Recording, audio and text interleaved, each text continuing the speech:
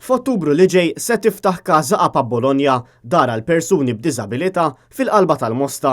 Din id-dar li hija attrezzata bl-aħħar tagħmir se toffri servizzi għal persuni b'diżabilità fiżika u anke intellettwali. Din id-dar se tkun operata minn Ħila li hija entità ġdida ta' Care Malta. Casa Apa Bologna se tkun qed toffri respite services, jiġifieri li l-persuni li jagħmlu użu mill-faċilità ma jkunux fid-dar residenti fuq bażi permanenti.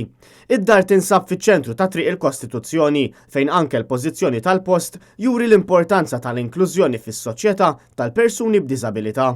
Net News tkellem ma' Janet Silvio li se tkun qed tmexxi l-operat f'Casa Apa Bologna. Casa Apa Bologna ġiet magħżula bi skop li hija eżatt fiċ-ċentru tal-komunità ġo Constitution Street. Jiġifieri waħda mill-iktar toroq hawn Malta li ssib minn kollox, jiġifieri hekk għandek grocery, bus stop, kollox within walking distance. Il-fatt li qiegħda immersa fil-komunità wkoll qed tippromovi l-inklużjoni. Id-dar hija mqasma fi ground floor, first, second u penthouse u l-idea hija li jekk jirnexxina l-qudiem ikollna l-first level ikun għal dawk li huma aktar dipendenti u l-penthouse level dawk li jkunu aktar indipendenti.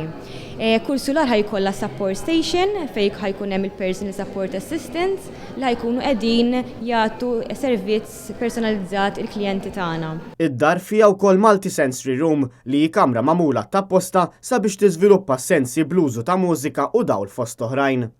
Min Ottubru wkoll l-istaff ta' Casa Apa Bologna se jkun qed jibda kors speċifikat fuq il-ħidma tagħhom fl-Emcast, dan kollu biex jiġi offrut l-aqwa servizz lil kull min jagħmel użu minn din id-dar.